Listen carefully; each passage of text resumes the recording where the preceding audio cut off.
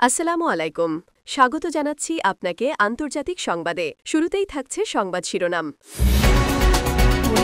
প্রথমেই জানিয়ে দিব, কারাগারে নিখোঁজ ইমরান খান। তবে কি তাকে হত্যা করা হয়েছে? কি ঘটতে চলেছে? প্রশ্নে উত্তাল পাকিস্তান। এরপর জানবেন, একযোগে ইসরায়েলে ২,০০০ ক্ষেপণাস্ত্র ছোড়ার ঘোষণা ইরানের।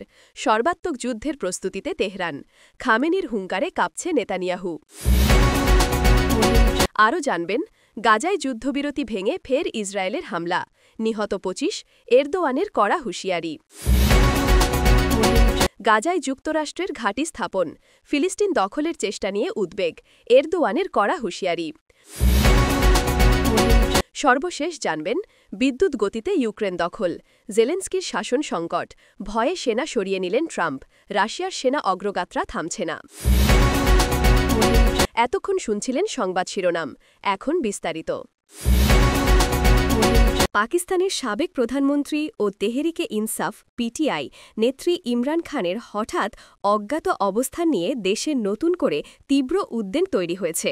একাধিক আইনজীবী, দলীয় নেতা এবং মানবাধিকার সংগঠন অভিযোগ করেছে যে গত কয়েকদিন ধরে কারাগারে থাকা ইমরান খানের সঙ্গে তাদের কোনো যোগাযোগ নেই। এমনকি কর্তৃপক্ষের পক্ষ থেকেও তার শারীরিক অবস্থা বা অবস্থান সম্পর্কে স্পষ্ট কোনো তথ্য জানানো হয়নি। এ অবস্থায় সামাজিক যোগাযোগ মাধ্যমে প্রশ্ন উঠেছে, ইমরান খান কি নিরাপদ আছেন? কারাগারে কোনো অনাকাঙ্ক্ষিত ঘটনা ঘটেছে কি? এই অনিশ্চয়তা ঘিরেই দেশজুড়ে জোরালো আলোচনা চলছে যে তাকে ইচ্ছাকৃতভাবে বিচ্ছিন্ন রাখা হয়েছে কিনা, কিংবা আরও গুরুতর কিছু ঘটেছে কিনা। যদিও এসব দাবি এখনও যাচাইযোগ্য কোনো প্রমাণের ওপর ভিত্তি করে নয়, তবুও জনগণের মধ্যে উদ্বেগ বাড়ছে দ্রুত। পিটিআইয়ের শীর্ষ নেতারা জানিয়েছেন তারা ইমরান খানের জীবন নিয়ে শঙ্কিত। দলের দাবি, সরকার ও কারা প্রশাসন ইমরানের অবস্থান গোপন করছে এবং তার আইনগত অধিকার নিশ্চিত করা হচ্ছে না। তারা অবিলম্বে ইমরান খানের বর্তমান অবস্থা ও নিরাপত্তা সম্পর্কে স্পষ্ট তথ্য প্রকাশের দাবি জানিয়েছে। অন্যদিকে সরকার ও সংশ্লিষ্ট কর্তৃপক্ষ এখনও আনুষ্ঠানিকভাবে কোনো মন্তব্য করেনি। তবে অভ্যন্তরীণ সূত্র বলছে, পরিস্থিতি জটিল হওয়ায় নিরাপত্তাজনিত কারণে কিছু তথ্য সাময়িকভাবে প্রকাশ না করার সিদ্ধান্ত নেওয়া হয়েছে। এদিকে ইসলামাবাদ, লাহোর সহ বিভিন্ন শহরে জনগণ ও বিরোধী দলীয় সমর্থকদের মধ্যে উত্তেজনা বাড়ছে। অনেকেই আশঙ্কা করছেন, এই অচলাবস্থা অব্যাহত থাকলে দেশের রাজনৈতিক পরিস্থিতি আরও অস্থিতিশীল হয়ে উঠতে পারে। মানবাধিকার সংগঠনগুলো আন্তর্জাতিক মহলের দৃষ্টি আকর্ষণ করে বলছে, যেই পরিস্থিতি হোক, একজন রাজনৈতিক বন্দীর অবস্থান গোপন রাখা আন্তর্জাতিক আইনে গ্রহণযোগ্য নয়।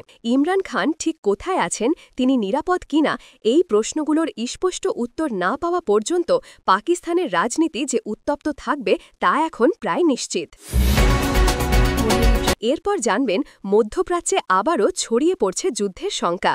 ইরানের সামরিক বাহিনীর শীর্ষ কমান্ডাররা ঘোষণা দিয়েছেন দেশটি প্রয়োজন হলে একযোগে ২,০০০ ক্ষেপণাস্ত্র ইসরায়েলের দিকে নিক্ষেপ করতে প্রস্তুত। এই ঘোষণার মাধ্যমে তেহরান স্পষ্টভাবে জানিয়ে দিল তারা আর পেছনে ফিরে তাকানোর অবস্থায় নেই এবং যে কোনো মূল্যেই নিজেদের ভূখণ্ড, রাজনৈতিক অবস্থান ও আঞ্চলিক প্রভাব রক্ষায় দৃঢ় প্রতিজ্ঞা। ঘোষণার কয়েক ঘণ্টা পরই দেশের সর্বোচ্চ নেতা আয়াতুল্লাহ আলী খামেনিও কঠোর ভাষায় এক বার্তায় বলেন, ইরানকে ঘিরে যেসব পরিকল্পনা করা হচ্ছে তা সফল হবে না। তিনি ইঙ্গিত দেন, ইরানকে সামরিকভাবে ঘিরে ধরার চেষ্টা করা হলে তার জবাব হবে চূড়ান্ত এবং সক্ষমতার সীমানা ছাড়িয়ে যেতে পারে। তার এই মন্তব্য তেহরানের অবস্থানকে আরও শক্ত ও দৃঢ় করে তোলে। বিশ্লেষকদের মতে এটি শুধু হুমকি নয়, বরং সম্ভাব্য যুদ্ধের বাস্তব প্রতিচ্ছবি। ইসরায়েলের রাজধানী তেল আবিব, হাইফা ও অন্যান্য শহরে এ ঘোষণা ব্যাপক আলোচনার জন্ম দিয়েছে। প্রধানমন্ত্রী বেঞ্জামিন নেতানিয়াহুর কার্যালয় থেকে অরুরি নিরাপত্তা বৈঠক ডাকা হয়, যেখানে ইরানের সম্ভাব্য ক্ষেপণাস্ত্র ক্ষমতা ও আঞ্চলিক মিত্রদের ভূমিকা নিয়ে তীব্র আলোচনার খবর পাওয়া গেছে। যদিও ইসরায়েল সরকারি বিবৃতিতে বলছে তারা যে কোনো পরিস্থিতি মোকাবেলায় প্রস্তুত, কিন্তু সামরিক গোয়েন্দা মহল স্পষ্টতই ইরানের সাম্প্রতিক কার্যকলাপকে অস্বাভাবিকভাবে আগ্রাসী বলে মূল্যায়ন করছে। এদিকে মধ্যপ্রাচ্যের আকাশ জুড়ে উত্তেজনা ছড়িয়ে পড়েছে।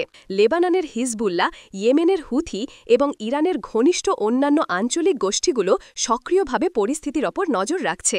আন্তর্জাতিক বিশ্লেষকদের মতে সরাসরি ইরান ইসরায়েল সংঘাত শুরু হলে পুরো অঞ্চলই যুদ্ধে জড়িয়ে পড়ার আশঙ্কা রয়েছে, যা বৈশ্বিক তেল বাজার থেকে শুরু করে আন্তর্জাতিক বাণিজ্য পর্যন্ত নানা খাতে বিশৃঙ্খলা সৃষ্টি করতে পারে। যুক্তরাষ্ট্র, ইউরোপীয় ইউনিয়ন ও জাতিসংঘ ইতোমধ্যেই দুই পক্ষকে সংযত থাকার আহ্বান জানিয়েছে। তবে পরিস্থিতি কোন দিকে যাবে তা নিয়ে কেউই নিশ্চিত নয়। সাম্প্রতিক মাসগুলোতে গাজা, সিরিয়া ও ইরাক জুড়ে যে উত্তেজনা পুরস্কারের মতো জমে আছে, সেটি যে কোনো মুহূর্তে বিস্ফোরিত হতে পারে এমন সতর্কবার্তা দিচ্ছে বিভিন্ন গবেষণা প্রতিষ্ঠান। আরও জানবেন, গাজা উপত্যকায় ফের একবার সন্ত্রাসের ছায়া নেমে এসেছে। কয়েকদিন আগে দুই পক্ষের মধ্যে যুদ্ধবিরতি স্থাপিত হওয়ার পরেও ইসরায়েলি বিমান ও ভূসেনা অভিযানে অন্তত ২৫ জন নিহত হয়েছেন। আহতদের সংখ্যা এখনও সঠিকভাবে জানা যায়নি, তবে স্থানীয় হাসপাতালগুলোতে চাপ বেড়েছে এবং চিকিৎসা সেবা দিতে সীমাহীন চ্যালেঞ্জ তৈরি হচ্ছে। ক্ষতিগ্রস্ত এলাকার অবকাঠামোও মারাত্মকভাবে ধ্বংস হয়েছে এবং বিদ্যুৎ, পানি ও যোগাযোগ ব্যবস্থা অস্থায়ীভাবে বন্ধ হয়ে গেছে। স্থানীয় ও আন্তর্জাতিক পর্যবেক্ষকরা জানাচ্ছেন, এই হামলা ত্রিপক্ষীয় শান্তি প্রচেষ্টাকে বিপন্ন করছে। সাধারণ মানুষ আতঙ্কে জীবনযাপন করছে। শিশু ও বয়স্করা সবচেয়ে বেশি ক্ষতিগ্রস্ত। নিহতদের পরিবারগুলো শোকাহত এবং গাজার রাস্তা ঘেঁষে জনসমাগমে তীব্র প্রতিবাদ শুরু হয়েছে। তুরস্কের প্রেসিডেন্ট রেজেপ তাইয়েব ঘটনাস্থলকে কেন্দ্র করে তীব্র ভাষায় সতর্কবার্তা দিয়েছেন। তিনি বলেন, গাজায় চলমান সহিংসতা এবং মানুষকে হত্যার যে ঘটনা ঘটছে তা সহ্য করা যাবে না। আন্তর্জাতিক সম্প্রদায়ের দৃষ্টি আকর্ষণ করে তিনি বলেন, শান্তি প্রতিষ্ঠার জন্য এখনই শক্ত অবস্থান নেওয়া প্রয়োজন। এরদোয়ান আরও জানান, এ ধরনের হামলা চলতে থাকলে আঞ্চলিক স্থিতিশীলতা বিপন্ন হবে এবং আরও বড় ধরনের সংঘাতের পথ খুলে যেতে পারে। বিশ্ব সম্প্রদায় ইতোমধ্যেই উদ্বেগ প্রকাশ করেছে। জাতিসংঘ এবং বিভিন্ন মানবাধিকার সংস্থা দুই পক্ষকেই সংযত থাকার আহ্বান জানিয়েছে। ক্ষতিগ্রস্তদের জন্য ত্রাণ কার্যক্রম শুরু করা হলেও নিরাপত্তার কারণে অনেক এলাকায় তা পৌঁছানো কঠিন হয়ে উঠেছে। বিভিন্ন দেশ এবং আন্তর্জাতিক সংস্থা ত্রাণ সরবরাহের ব্যবস্থা করতে ব্যস্ত। এই হামলা পুনরায় গাজাকে আন্তর্জাতিক মনোযোগের কেন্দ্রবিন্দুতে নিয়ে এসেছে। বিশেষজ্ঞরা মনে করছেন, যুদ্ধবিরতি ভেঙে এই ধরনের সহিংসতা চলতে থাকলে ভবিষ্যতে গাজার পরিস্থিতি আরও জটিল ও বিপজ্জনক হয়ে উঠবে। রাজনৈতিক ও কূটনীতিকভাবে এটি মধ্যপ্রাচ্যকে নতুন সংকটের দিকে ঠেলে দিচ্ছে এবং শান্তি প্রচেষ্টা বিপন্ন হচ্ছে। সাধারণ মানুষ আতঙ্ক ও অনিশ্চয়তার মধ্যে দিন যাপন করতে বাধ্য হচ্ছে। আর বিশ্ব নেতারা এখন ফিলিস্তিন সংকট নিয়ন্ত্রণে আনতে কী ধরনের পদক্ষেপ নেবে তা নজর রাখছে। এরপর জানবেন, গাজা উপত্যকায় যুক্তরাষ্ট্রের সম্ভাব্য সামরিক ঘাঁটি স্থাপন অথবা বিশেষ নিরাপত্তা কাঠামো গড়ে তোলার আলোচনা ঘিরে নতুন করে উত্তেজনা ছড়িয়ে পড়েছে মধ্যপ্রাচ্যে। আন্তর্জাতিক একাধিক প্রতিবেদনে দাবি করা হয়েছে, ওয়াশিংটন গাজা সংকট মোকাবেলা, মানবিক সহায়তা এবং দীর্ঘমেয়াদী নিরাপত্তা ব্যবস্থার নামে বিশেষ সামরিক উপস্থিতি বাড়ানোর পরিকল্পনা পর্যালোচনা করছে। যদিও এ বিষয়ে এখনও যুক্তরাষ্ট্রের পক্ষ থেকে আনুষ্ঠানিক কোনো ঘোষণা আসেনি। এই খবরে ফিলিস্তিনিপন্থী জনগোষ্ঠী, আঞ্চলিক বিশ্লেষক এবং কয়েকটি মুসলিম দেশ তীব্র উদ্বেগ প্রকাশ করছে। তাদের আশঙ্কা, গাজায় বিদেশি সেনা বা ঘাঁটি স্থাপন অঞ্চলের রাজনৈতিক ভারসাম্য ভেঙে দিতে পারে এবং ফিলিস্তিন প্রশ্নকে আরও জটিল করে তুলতে পারে। এই প্রসঙ্গে সামাজিক যোগাযোগ মাধ্যম ও বিভিন্ন রাজনৈতিক প্ল্যাটফর্মে আলোচনা শুরু হয়েছে যে এই তৎপরতা কি ফিলিস্তিনের ওপর নতুন ধরনের নিয়ন্ত্রণ প্রচেষ্টা কিনা। এদিকে অত্যন্ত কঠোর ভাষায় প্রতিক্রিয়া জানিয়েছেন তুরস্কের প্রেসিডেন্ট রেজেপ তাইয়েব। তিনি বলেন, গাজা ফিলিস্তিনিদের ভূমি, সেখানে কোনো বিদেশি সামরিক আধিপত্য বা ঘাঁটি মেনে নেওয়া হবে না। তার মতে, যুক্তরাষ্ট্র বা কোনো পশ্চিমা শক্তির এই ধরনের পদক্ষেপ অঞ্চলে আরও রক্তক্ষয়, উত্তেজনা এবং অস্থিতিশীলতা সৃষ্টি করবে। এরদোয়ান আরও সতর্ক করে বলেন, ফিলিস্তিন ভূখণ্ডে সামরিক ঘাঁটি নির্মাণ বা উপস্থিতি বাড়ানোর যে কোনো উদ্যোগ তুরস্ক কঠোর ভাষায় প্রত্যাখ্যান করবে। তিনি আন্তর্জাতিক মহলকে আহ্বান জানান, গাজা সংকটের সমাধান হতে হবে ফিলিস্তিনিদের অধিকার ও সার্বভৌমত্বকে কেন্দ্র করে, সামরিকীকরণ বা বিদেশি নিয়ন্ত্রণের মাধ্যমে নয়। অন্যদিকে যুক্তরাষ্ট্রের কর্মকর্তারা দাবি করছেন, গাজায় যে কোনো পদক্ষেপ কেবল মানবিক সহায়তা ও স্থিতিশীলতা নিশ্চিতের জন্যই হতে পারে এবং এটি ফিলিস্তিনের অভ্যন্তরীণ বিষয়ে হস্তক্ষেপ নয়। তবে আঞ্চলিক দেশগুলো এই ব্যাখ্যা মানতে নারাজ, কারণ গাজায় যে কোনো বিদেশি সামরিক উপস্থিতি দীর্ঘমেয়াদে বড় ধরনের শক্তির ভারসাম্য বদলে দিতে পারে বলে তাদের আশঙ্কা। মধ্যপ্রাচ্যের বিভিন্ন থিঙ্ক ট্যাঙ্ক এবং ডিপ্লোম্যাটিক সূত্র মনে করছে, গাজা উপত্যকা বর্তমানে অত্যন্ত সংবেদনশীল অবস্থায় আছে। এই পরিস্থিতিতে বিদেশি সামরিক সম্পৃক্ততা বাড়লে তা ইসরায়েল ফিলিস্তিন সংঘাতকে আরও তীব্র করে তুলতে পারে এবং পুরো অঞ্চলকে নতুন সংকটের দিকে ঠেলে দিতে পারে।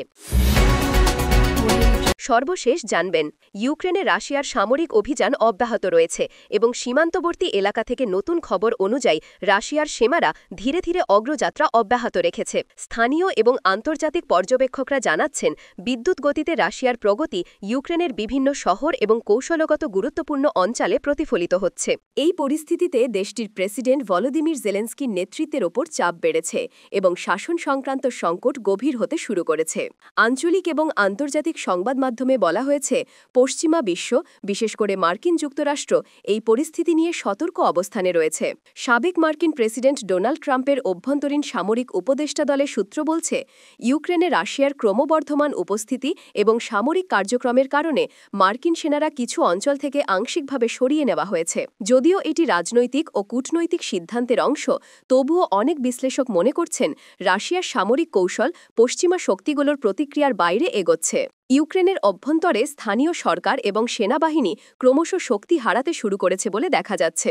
অর্থনীতি ও নাগরিক নিরাপত্তা সংকট গভীর হচ্ছে এবং রাশিয়ার অগ্রযাত্রা প্রতিরোধে প্রয়োজনীয় প্রস্তুতি গ্রহণের চ্যালেঞ্জ বাড়ছে। আন্তর্জাতিক সম্প্রদায়ের জন্য এটি নতুন ধরনের চাপ তৈরি করেছে। বিশ্ব নেতারা উদ্বিগ্ন যে রাশিয়ার সামরিক অগ্রগতি যদি অব্যাহত থাকে তাহলে ইউক্রেনের রাজনৈতিক ও ভূ-রাজনৈতিক স্থিতিশীলতা আরও দুর্বল হয়ে যাবে। নিরাপত্তা বিশ্লেষকরা মনে করছেন, ইউক্রেন রাশিয়ার সংঘাতের বর্তমান ধারা পুরো ইউরোপের নিরাপত্তা এবং জ্বালানি সরবরাহ চেন সহ অর্থনৈতিক পরিস্থিতিকে প্রভাবিত করতে পারে। এ অবস্থায় ইউক্রেনের নাগরিকরা আতঙ্ক ও অনিশ্চয়তার মধ্যে দিনযাপন করতে বাধ্য।